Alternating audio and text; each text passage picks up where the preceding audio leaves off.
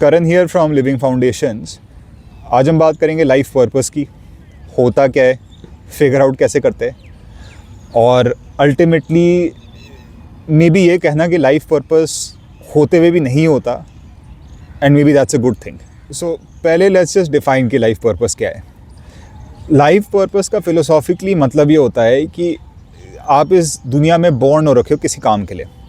वो काम स्पेसिफिक है और वो आप ही के लिए बनाया गया है, तो आप उस काम को करते हो और आप उस काम को करके हैप्पी फील करते हो। आपकी पूरी लाइफ उसके चारों ओर जाती है और आप एक एग्जिस्टेंस बनाते हो।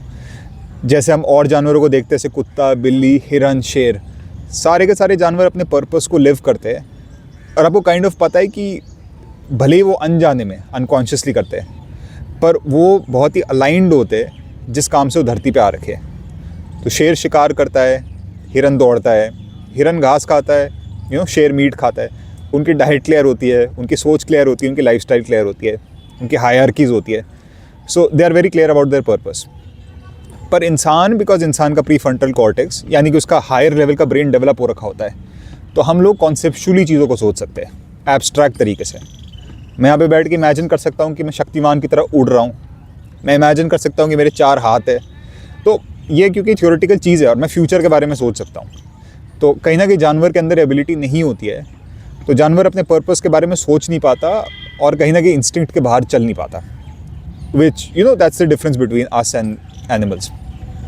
पर अब इससे दिक्कत क्या होता है कि सोचने वाला इंसान फिर सोचता है, और जब इंसान सोचता है तो फिर ओवर थिंक करता है, और फिर ओवर थिंक करके सोचता है मेरा मतलब क्या है, मैं क्यों आ रखा हूँ, इसका चीज़ क्या है। सो पहले मैं लेवल 1 से बात करता हूँ, एंड यू मे एग्री और डिसएग्री। मैं अपना पर्सपेक्टिव शेयर कर रहा हूँ। On a universal level purpose का कुछ मतलब नहीं होता है। I tell you what I mean. अब मेरे यहाँ बगल में यहाँ पे बैठने के लिए एक बेंच है। यहाँ पे इस पार्क के बगल में बेंच है। अब मेरे लिए एक बेंच है, मैं इस बेंच में बैठ सकता हूँ। अब मान लीजिए कि अगर कोई जानवर आता है जिसने कभी बेंच नहीं देखी, तो हो सकता है कि जानवर इस बेंच में ना बैठे और वो सोचे पता नहीं क्या चीज़ है। शायद हो सकता है वो बेंच को चाट ले या खाने की कोशिश करे। अगर बिल्कुल एक जंगली जानवर आता है, इसने कभी बेंच ना देखी हो। कोई दूसरा आदमी आता है जो उस बेंच को देखता है, एक एलियन आता है। एलियन को लगता है पता नहीं बेंच क्या है, तो एलियन के लिए कुछ और मतलब है उस बेंच का। मतलब भले ही बेंच बैठने के लिए बनाया गया है, पर कायदे से ये बेंच बेसिकली सीमेंट का टुकड़ा है ना, जो आपने जोड़ दिया है। हमने इसे मतलब दिया है कि भाई ये चेयर होती है, बैठने के लिए होती है, हम इसमें बैठते हैं। एक चिड़िया है, चिड़िया की आवाज़ आ रही है, हम कहते हैं कितनी अच्छी आवाज़ है। बट अगर आप चिड़ियाओं को स्टडी करो तो चिड़िया एक्चुअली सुबह सुबह वहाँ पे अपनी टेरिटरी, मीटिंग और डांस और उनका जो अपना सोशल सर्कल होता है उसके काम कर रही होती है। तो वही चीज़ जो हमारे लिए एक बहुत सुंदर आवाज़ है, हो सकता है लिटरली 2 चिड़िया अपनी फाइट कर रही है अपनी टेरिटरी के लिए। तो वही चीज़ जो हमको अच्छी लगती है किसी और को ख़राब लग सकती है। तो अल्टीमेटली क्या होता है कि चीज़ों का मतलब हम लोग काफ़ी हद तक डिसाइड करते हैं। आपको अपनी ज़िंदगी में डांसर बनना है, आपने अगर डांसिंग ही आपकी लाइफ का मतलब है, टेक्निकली स्पीकिंग तो इसका कोई मतलब नहीं है ना। आप डांसिंग के बजाय कुछ और भी कर सकते हो, पर किसी कारण से आपको डांसिंग में मन आ गया तो आपने उसे अपना मतलब बनाया। तो हम एक इतने बड़े ब्रह्मांड के इतने छोटे से हिस्से, सो इतनी बड़ी यूनिवर्स है, उसमें एक छोटा सा प्लैनेट है, उस प्लैनेट का छोटा सा डॉट है। कायदे से अगर पूरी धरती तबाह हो जाती है तो यूनिवर्स को खास फ़र्क पड़ने नहीं वाला है, उस हिसाब से हमारा कोई मतलब नहीं है। तो अगर आप यूनिवर्सल सेंस में देखो तो हमारी किसी भी एक्शन का कोई मतलब नहीं बनता है। हम आ रहे, पैदा हो रहे, मरते, 100-200 साल में हमारे बाद हमें कोई याद नहीं करता। मेरे को मेरे परदादा का नाम भी नहीं पता है। हो सकता है बहुत ही ग्रेट आदमी हो, पर मुझे नहीं पता। और प्रॉब्ली 200 साल बाद किसी को मेरा नाम याद नहीं रहेगा। तो अब क्वेश्चन आता है कि यार जब इस रूप से आप चीज़ों को देखो तो उसका कोई मतलब नहीं है। तो ऑब्वियसली अगर आप ऐसे देखते हो तो इसका मतलब नहीं है। अगर आप रिलीजियस टेक्स्ट को फॉलो करते हो तो मे बी आपके रिलीजन में आपका मतलब बताया गया है कि आपको क्या करना चाहिए, और मे बी आप उस पर बिलीव करते हो, which is also okay. But ultimately अगर आप सोचो तो लाइफ का इनहेरेंट कोई एक मतलब नहीं है, बहुत सारे मतलब है, डिपेंडिंग कि आप किस चीज़ में फोकस करना चाहते हो और आपको क्या चीज़ करने का रुझान है किस चीज़ की तरफ। ठीक है, तो अभी एब्स्ट्रैक्ट वाली बात हो गई। अब यार भाई, अब अगर मतलब नहीं है जीने का तो फिर मैं क्या करूँ लाइफ में? मर जाए, सुसाइड कमिट करे, like where do we go from here? So of course इसके लिए भी मैं बात करने वाला हूँ। तो इंस्टेड ऑफ थिंकिंग कि आपका लाइफ में कोई अल्टीमेट पर्पस है, इट माइट बी बेटर कि आप अपने आप को ऑब्जर्व करो और ये पता करो कि आपने अपनी लाइफ में किस चीज़ को अपना पर्पस बना दिया है। इस चीज़ को हम वैल्यूज़ कहते हैं। वैल्यूज़ बेसिकली वो सारी चीज़ें होती है जो आप अपनी लाइफ में करते हो जिसमें आपको मोटिवेशन नहीं लगती। उदाहरण के रूप में एक 13 साल का बच्चा कंप्यूटर में वीडियो गेम्स खेलता है, पढ़ाई में उसका कोई शौक़ नहीं है। वीडियो गेम्स वो 8 घंटे भी खेल सकता है और वो खेलते खेलते ऐसे सोचेगा कि यार उसको सारे जिससे ना सारे बटन्स पता होंगे, उसको सारे के सारे उसको पता होगा कि यार ये वाला कैरेक्टर ये करता है, ये वाली जगह में ये करना है। तो वहाँ पे उसका दिमाग बिल्कुल 100% काम करता है। लेकिन अगर आप बात करो स्टडी में उसका कोई इंटरेस्ट नहीं है। सो मैं कहीं ना कहीं कह सकता हूँ कि इस बच्चे की वैल्यूज़ वीडियो गेम के रुझान में है, पर उसके पढ़ाई में उसका वैल्यू नहीं है। मतलब वो पढ़ाई में वो कुछ देखता नहीं है उसमें बेनिफिट क्या है, पर उसे वीडियो गेम्स में खूब बेनिफिट्स दिखते हैं। तो वैल्यूज़ वो चीज़ें होती है जो आप करते हो लाइफ में, जो आप बहुत ईजिली कर पाते हो, जिसमें आपको मोटिवेशन नहीं चाहिए होता। और जो चीज़ आपकी वैल्यू में जितना ऊंची होती है, आप उसे उतने कम मोटिवेशन और उतने आसानी के साथ करते हो। और जितनी नीचे होती है उतना आपको लोगों को मोटिवेट करना पड़ता है कि यार काम कर ले, मैं तेरे को कुछ खिला दूंगा, तेरे को पैसे दे दूंगा, तू काम नहीं करेगा तो भाई तेरा नुकसान हो जाएगा। मतलब आपको ना कहीं धमकी देनी पड़ती है आदमी को, आपको डराना धमकाना पड़ता है, तभी जाके वो काम करता है। सो वैल्यूज़ में जो चीज़ें लोअर होती है उसे आपको मोटिवेशन धक्का देना पड़ता है। वैल्यूज़ में जो चीज़ हायर होती है वो आप ऑटोमेटिकली करते हो। ये पहली चीज़ है वैल्यूज़ की।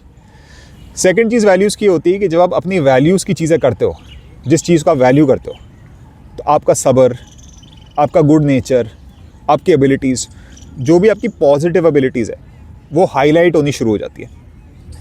और जब भी आप लोअर वैल्यूज़ में चीज़ें करते हो, यानी कि जिन चीज़ों में आपकी वैल्यू आपको लगता है यार इसमें वो नहीं है, बात नहीं है, तो आपका इम्पेशेंस, एंगर, अब यार दिमाग ख़राब हो रहा है भाई, नहीं करना, झूठ बोलना, मतलब आपकी जो भी नेगेटिव क्वालिटीज़ है वो बाहर निकलनी शुरू होती है जब आप अपनी लोअर वैल्यू वाली चीज़ों पे फोकस करना शुरू करते हो।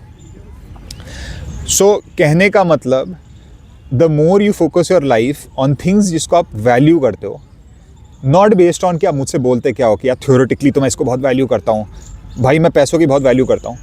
फिर आप देखते हो बंदा सेविंग्स कुछ नहीं करता। अगर आप सेविंग्स नहीं करते तो आप पैसों की वैल्यू कैसे करते हो? ये तो झूठ हुआ। सो आप अपने आप को ऑब्जर्व करते हो, सिर्फ बातों से नहीं बट देख के।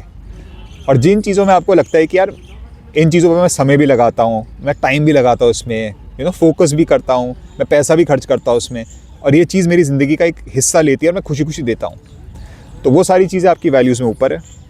और जिन चीज़ों को आप टाइम नहीं देते हो वगैरह, वो आपकी वैल्यूज़ में नीचे है। इसका मैं एक उदाहरण देता हूँ, फिर मैं आपको एक प्रैक्टिकल बात बताता हूँ। तो उदाहरण के लिए एक आदमी आता है और वो कहता है कि वो बहुत बड़ा फैमिली मैन है एक तरीके से। तो ऐसे आदमी को आप देखोगे कि हमेशा अपना काम छोड़ के जल्दी आता है, हर शाम फैमिली के साथ बैठेगा, सैटरडे संडे जैसी छुट्टी होती है फैमिली को घुमाने ले जाता है। मतलब आप देखते हो कि वो टाइम निकाल के अपनी फैमिली के लिए स्पेंड करता है।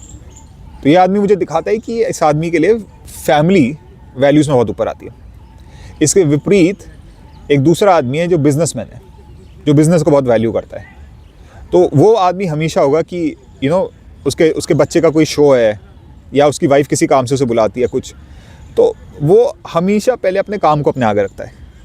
मतलब किसी इवेंट पे जाने, लेकिन उसकी कोई बिज़नेस मीटिंग है तो वो इवेंट के साथ डामाडोली करेगा, पर वो बिज़नेस के साथ डामाडोली नहीं करेगा। तो ऐसा आदमी आप देखना हमेशा बिज़नेस को प्रायोरिटी देता है।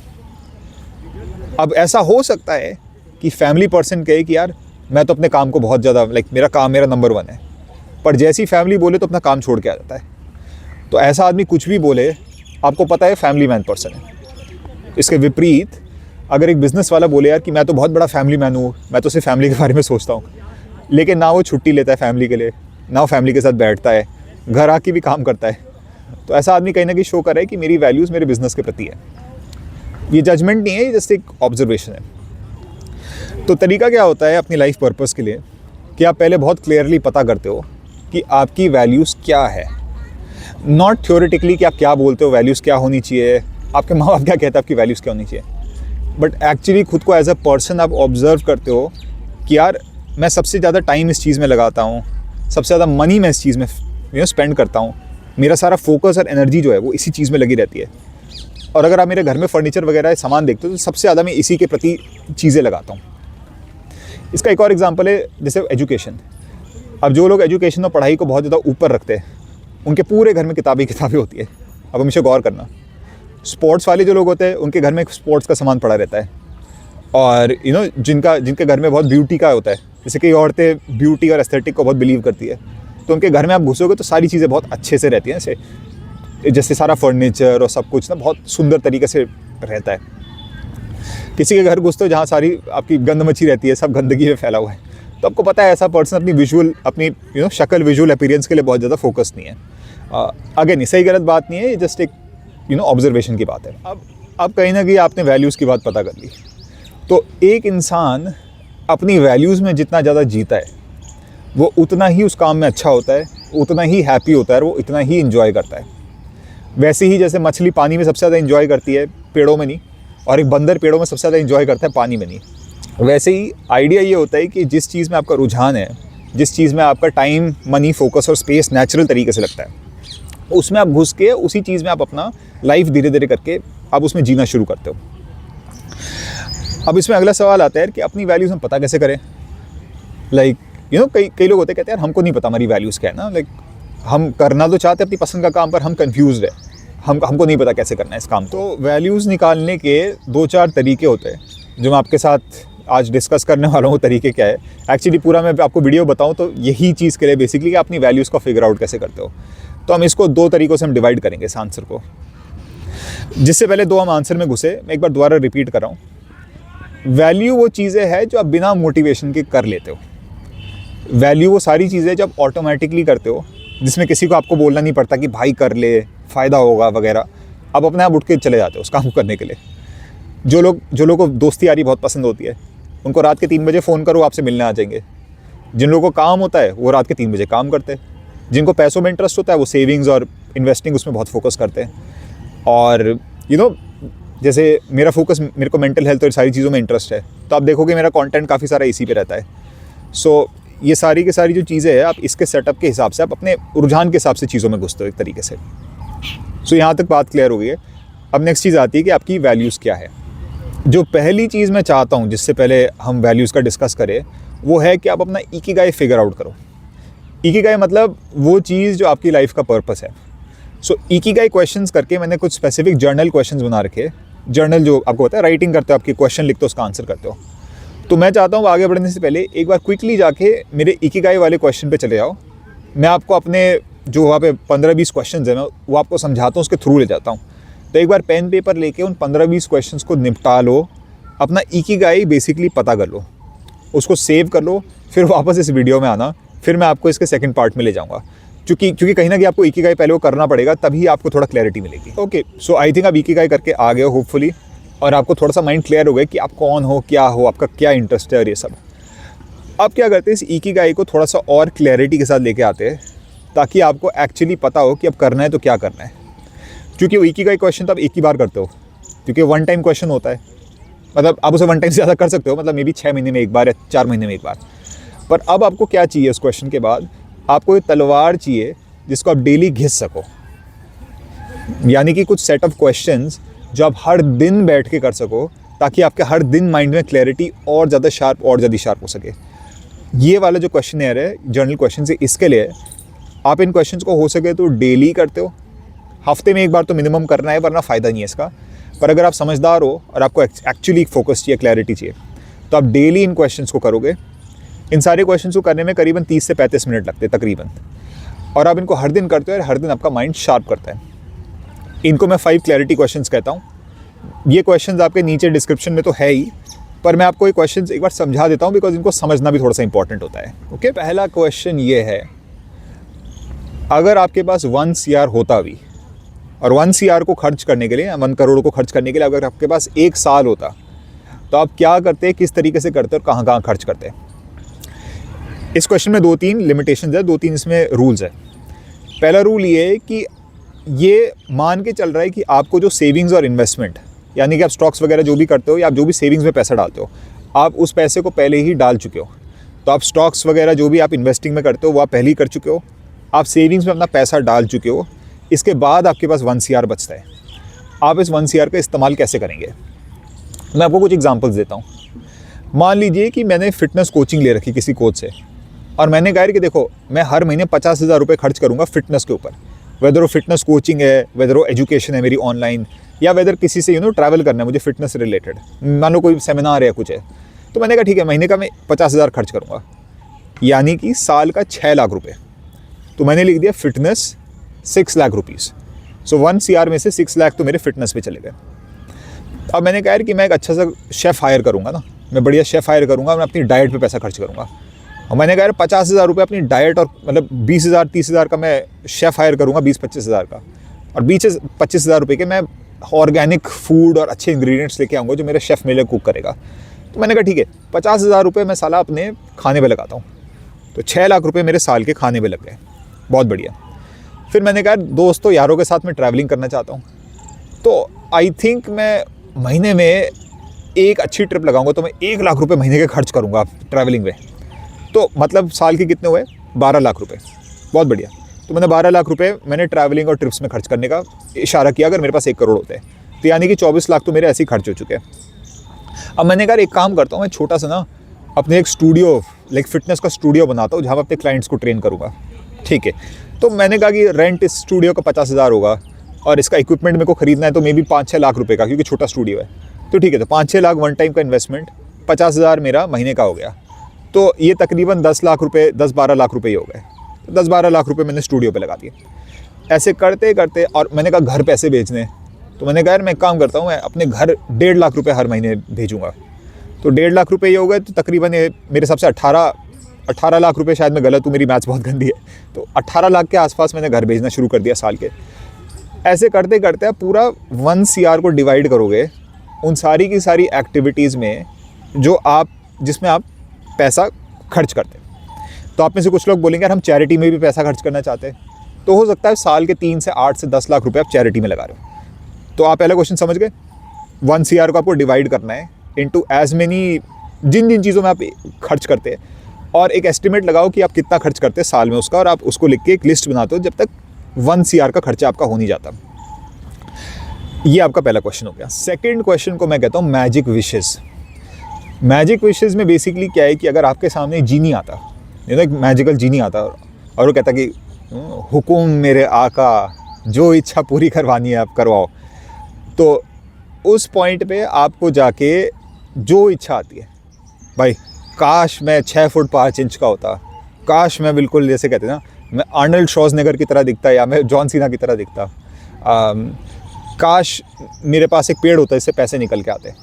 तो फ़नी मतलब इसमें कोई रियलिटी, आपको रियलिटी नहीं देखनी इसमें। काश दुनिया में हर कोई मेरे को सुपरस्टार समझता, काश मैं दुनिया का सबसे बड़ा फिल्म स्टार होता। तो ऐसे करते करते आप अपनी सारी इच्छाओं को आप लिख देते हो, एक एक करके आप, मतलब समझदारी से बेवकूफ़ी से जो इच्छा लिखनी है, आपको इतना जजमेंट मत करो, लिख दो इसको। मैं आपको एंड में बताऊंगा अब ये सब क्यों कर रहे हो, अभी लिख लो लेकिन उसको। तो ये आपकी सेकंड चीज़ हो गई, मैजिक विशेस। तीसरी चीज़ हो गई, इसको हम कहते हैं रिस्की रिवॉर्ड। रिस्की रिवॉर्ड वो सारी चीज़ें जो आपको पता है कि अगर आपने करा तो भाई इसमें रिस्क बहुत है, लेकिन अगर बाई चांस ही चल गया रिस्क तो आपको फ़ायदा भी बहुत होगा। एग्ज़ाम्पल के लिए, आपको अपने कॉलेज या अपने किसी काम पे आपको लड़की बहुत एक अच्छी लगती है, आपको सुंदर लगती है, आपको लगता है कि भाई काश मेरे इसका ना बात हो जाती, लेकिन आपको डर लगता है बात करेंगे तो भाई रिजेक्शन हो जाएगा, बुरा मान जाएगी वगैरह वगैरह। तो यहाँ पर रिस्क और रिवॉर्ड दोनों है। कहीं ना कहीं आपने बात कर ली, भाई जी रिवॉर्ड भी है लेकिन रिस्क भी है यहाँ पे काफ़ी ज़्यादा, क्योंकि ईगो को ठेस पहुँचेगी, पता नहीं वो क्या सोचेगी, जो भी आपके माइंड में थॉट है। तो आपने ये लिख दिया कि भाई एक ये मेरी इच्छा है, इसमें रिस्क भी है, रिवॉर्ड भी बहुत है। एक और आपने कहा कि चलो मैं अपना काम छोड़ देता हूँ और मैं 1 साल बस दुनिया को ट्रैवल करता हूँ। मैं कम, जैसे होता है ना कि उसकी तरह बंजारे की तरह थोड़ा थोड़ा पैसा यूज़ करके, बस कम पैसों में हिच हाइकिंग करके मैं पूरी दुनिया ट्रैवल करना चाहता हूँ। रिस्क बहुत है भाई इसमें, आपको पता ही है ट्रैवल ऐसे करना। रिवॉर्ड भी लेकिन बहुत तगड़ा है कि ऐसा एक्सपीरियंस आप लाइफ टाइम के लिए याद रखोगे। तो आपने लिख दिया ठीक है, ये मेरा रिस्क की चीज़ जिसमें रिवॉर्ड हो सकता है। अगेन मैं आपको ये नहीं कह रहा हूँ कि आप जाके ऐसे काम करो, मैं जस्ट आपको अपना माइंड ओपन करने के लिए कह रहा हूँ कि आपके माइंड में जो भी रिस्की रिवॉर्ड है। एक और आपने करा है बंजी जंपिंग। बंजी जंपिंग में डर बहुत लगता है लेकिन कहीं ना कहीं मज़ा भी आएगा, आपने ये लिख दिया।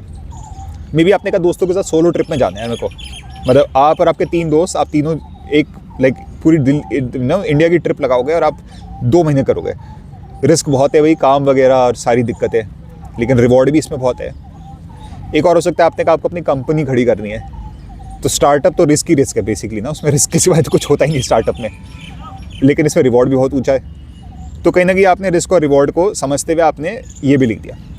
तो ऐसे करते करते आपने लिस्ट बनाई उन सारी चीज़ों की जो आप करना चाहते हो, जिसमें हमको पता है रिवॉर्ड भी बहुत तगड़ा हो सकता है पर आपको डर भी बहुत ज़्यादा लगता है, तो आप इसकी लिस्ट बनाते हो। तो ये रिस्क रिवॉर्ड वाली लिस्ट है। अगला क्वेश्चन जो है इसके बाद, इसको मैं बिगेस्ट पेन कहता हूँ। ये बेसिकली क्या है, वो सारे के सारे दर्द है आपकी लाइफ में जो आपको सबसे ज़्यादा खा रहे हैं। तो ज़्यादातर लोगों के लिए क्या होता है, रिलेशनशिप्स होता है, मे बी आपके अपने घर वालों के साथ कुछ अनबन है, मे बी आपके सिग्निफिकेंट अदर के साथ कुछ अनबन है, ये कई लोगों का पेन होता है।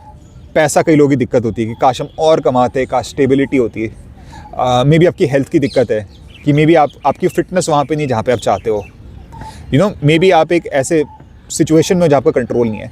तो ऐसे करते करते आप लिस्ट बनाते हो उन सारी चीज़ों की जो आपको लगता है आपकी लाइफ में आपको सबसे ज़्यादा प्रॉब्लम्स दे रही है। कुड भी कि आपका जॉब अच्छा है लेकिन बॉस बहुत गंदा है, आपने लिख लिया जॉब अच्छा है बॉस गंदा है।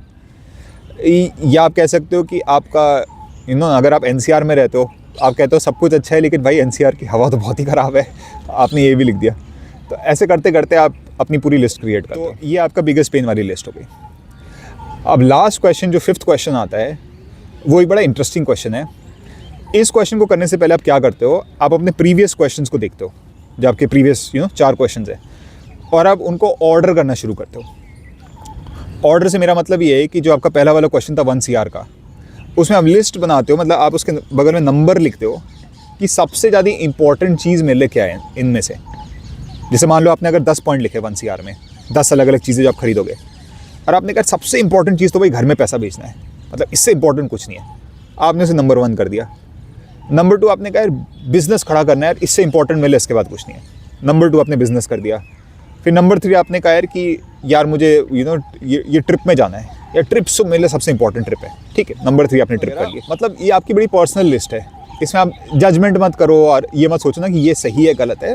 आप अपने आप से सच बोल के आप लिस्ट में प्रायोरिटी करते हो कि मेरी सबसे नंबर 1 सबसे पहली चीज़ क्या होगी जो मैं पसंद करूँगा, सेकंड क्या होगी, थर्ड क्या होगी, ऐसे करके। फॉर एग्जांपल अगर आपने 10 लिखे तो 1 CR की लिस्ट में आप मोस्ट इंपॉर्टेंट से लीस्ट इंपॉर्टेंट तक उसे लेबल करते हो।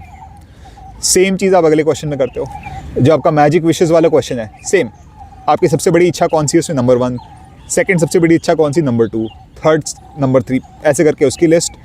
फिर सेम चीज़ आपको इसकी रिवॉर्ड में करना है कि इनमें से कौन सी चीज़ है जिसका आपको रिवॉर्ड सबसे ज़्यादा ऊंचा लगता है, यार कि भाई रिस्क है बट यार ये चीज़ अगर हो जाए ना तो लाइक सबसे मेरे को रिवॉर्ड भी बहुत ऊंचा मिलेगा इसके लिए, लेकिन अंधाधुंध। उसको भी फिर आप ऑर्डर वाइज कर सकते हो कि इसमें से सबसे ज़्यादा आपको रिवॉर्डिंग कौन सी चीज़ लग रही है इसकी। एंड देन जो आपकी बिगेस्ट प्रॉब्लम्स वाली लिस्ट है, उसमें भी सेम फंड है कि यार मेरी बिगेस्ट प्रॉब्लम अभी कौन सी है।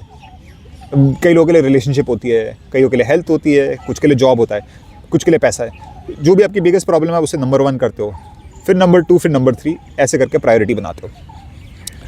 अब आपके जो ये 4 क्वेश्चंस हैं, इन सभी के जो टॉप 3 यानी कि चारों क्वेश्चंस के टॉप 3 यानी कि 12 पॉइंट्स, ये 12 पॉइंट्स को आप हाईलाइट करके इनको देखते हो। और अब जो आखिरी क्वेश्चन है वो ये होगा, अगर आपके पास सिर्फ और सिर्फ 6 महीने हैं इन 12 पॉइंट्स की प्रॉब्लम्स को आइदर रिजॉल्व और अचीव करने के लिए, या कम से भी कम एक ऐसा प्लान क्रिएट करने के लिए कि इन सारी प्रॉब्लम्स का कुछ ना कुछ समाधान या कुछ ना कुछ इम्प्रूवमेंट आए, तो आप कैसे करोगे? मैं इस क्वेश्चन को अलग तरीके से बताता हूँ। मान लीजिए आपकी हेल्थ की दिक्कत चल रही है और आपकी हेल्थ की दिक्कत काफ़ी टाइम से चल रही है। अगर आपको 6 महीनों में हेल्थ की दिक्कत सॉल्व करनी होती तो आप क्या कर सकते हो? अब अभी तक तो क्या कर रहे थे ज़्यादातर लोग, क्या तो यूट्यूब पे 2 वीडियो देख लिए, चाचा से पूछ लिया, मामी ने कुछ बता दिया। लेकिन अगर आपको 6 महीनों में ठीक करना होता तो आप प्रॉबेबली क्या करते हैं, आप बेस्ट डॉक्टर का पता करते हैं जिसका आप खर्चा ले सकते हो सकता है अगर आपका बॉडी का दिक्कत है तो आप डाइट भी पता करते कि यार डाइट और लाइफस्टाइल में क्या चेंजेस करने हैं। किसी एक्सपर्ट को आप पैसे दे के हायर करते, आप खुद के जुगाड़ नहीं लगाते, आप खुद यूट्यूब में सर्च नहीं करते, क्योंकि 6 महीने के अंदर आपके पास एक्सपेरिमेंट का टाइम नहीं है ना। सो अगर आपके पास 6 मंथ्स होते हैं अपनी हेल्थ के लिए तो आप प्रॉबेबली एक्सपर्ट्स को हायर करके उनके साथ काम करते। और अगर एक एक्सपर्ट का धंधा काम नहीं करता तो आप एक नए एक्सपर्ट को ढूंढ के उसके साथ काम करते। सिंपल सी बात। सेम चीज़ अगर आपने कहा कि मेरे को स्टार्टअप शुरू करना है तो 6 महीनों में आप क्या कर सकते हो कि आपका स्टार्टअप शुरू हो जाए, या कम से भी कम आप उन लोगों से मिल तो लो जिनके साथ आप फ्यूचर में कर पाओ, या आप एक बिज़नेस प्लान तो बेसिक क्रिएट करो, या कम से कम एक पैसा तो सेव करना तो शुरू करो कम से कम, ताकि 6 महीनों के एंड में कुछ पैसा तो सेव हो जाए आपके बिजनेस के लिए।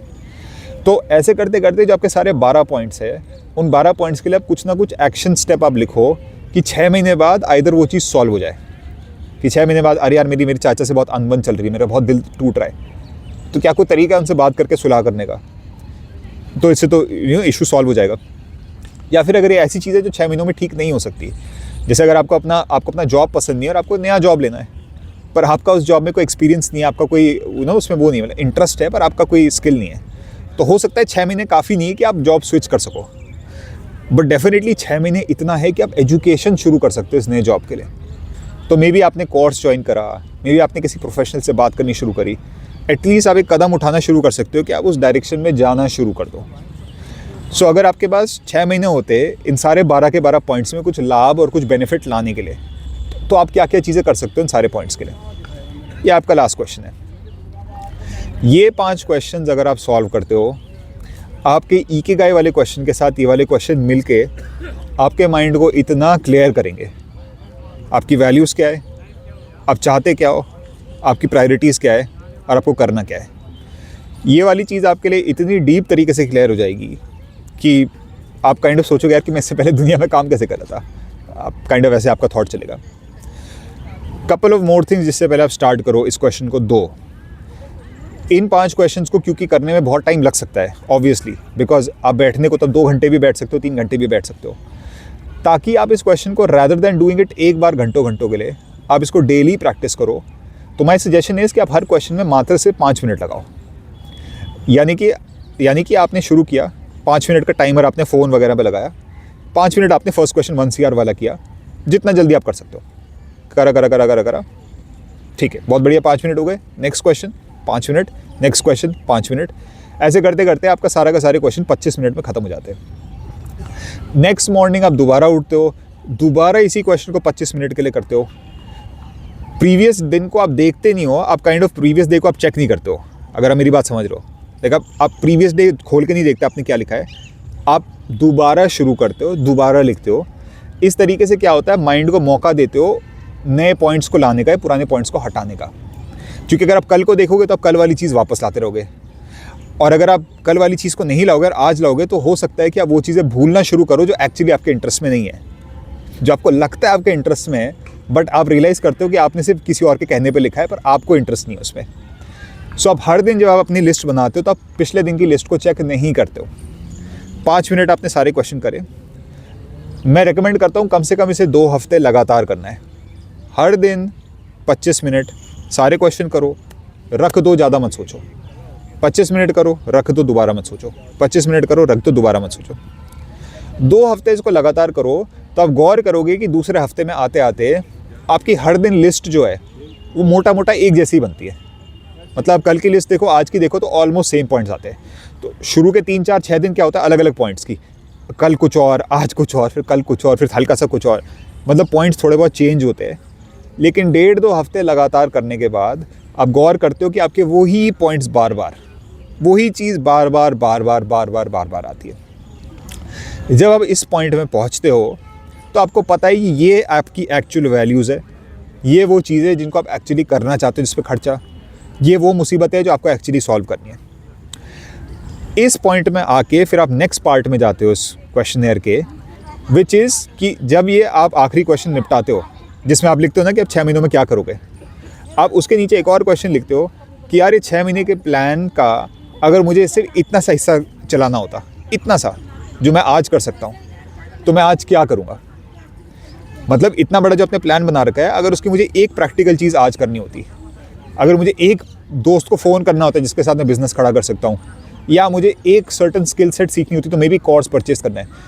ये सारी थ्योरेटिकल का मैं एक एक्शन स्टेप आज क्या उठा सकता हूँ, आप सिर्फ एक स्टेप नीचे लिखते हो आखिरी उसमें। सो क्वेश्चंस आपके ख़त्म हुए, ये 5 हुए। जब आपका स्टेबल क्वेश्चंस आने शुरू हो जाते हैं, स्टेबल आंसर्स, आप नीचे एंड में आगे लिखते हो कि भाई अब ये सारी बातें, ये सारी जो मैंने ज्ञान बटोरी करी है, मैं एक प्रैक्टिकल स्टेप अगर आज उठा सकूँ तो मैं क्या उठाऊँ। कुछ भी हो सकता है, अगेन मैंने कहा, किसी को फ़ोन लगाना, कोई कोर्स परचेस करना, कोई चीज़ क्विट करना, कोई चीज़ शुरू करना, कोई भी एक चीज़ आप लिखो। आज आपका ड्यूटी है उस एक काम को, एक्शन को करना, छोड़ दो, अगले दिन दोबारा आओ, दोबारा अपने क्वेश्चंस को देखो। अगर दोबारा लिखना है दोबारा भी लिख सकते हो। एक्चुअली बेटर है कि स्टेबल होने के बाद भी आप दोबारा लिखा करो, ताकि आपके माइंड को याद आते रहे। और फिर नीचे आप दोबारा लिखो कि ये सब लिख के आज मैं एक प्रैक्टिकल चीज़ नई नवेली क्या कर सकता हूँ। ऐसे करते करते करते करते कुछ ही हफ्तों में या कुछ ही महीनों के अंतर्गत आपका माइंड अल्ट्रा क्लियर होगा, आपके स्टेप्स अल्ट्रा क्लियर होंगे और आप एक बहुत बड़ा ट्रांसफॉर्मेशन अपनी लाइफ में ला चुके होंगे अपने माइंड की इस क्लैरिटी के साथ। So this is what I wanted to share with you आज। आई नो ये थोड़ा लॉन्ग वीडियो है, बट ये बहुत ही इम्पॉर्टेंट वीडियो है। अगर आपने इसे पूरी तरह अप्लाई करा इकिगाई वाले क्वेश्चंस के साथ और आप इसे लगातार करते हो 2-3 हफ्ते 4 हफ्ते के लिए, आई कैन नॉट इमेजिन कि आपका लाइफ पर्पस आपके लिए सुपर क्लियर नहीं है। ये तरीका काम करता है। मैं आपको बता नहीं सकता मेरे को कितना टाइम और कितनी मेहनत लगी इन क्वेश्चंस को फिगर आउट करने में, बट ये धंधा बहुत एग्जैक्ट है, ये बहुत अच्छे से काम करता है, ये बहुत रिलायबली काम करता है और ये मेरी तो हेल्प करी है, इसने बहुत लोग की और हेल्प करी है और ये आपकी भी हेल्प करेगा। So I hope you like this and I will see you in the next one.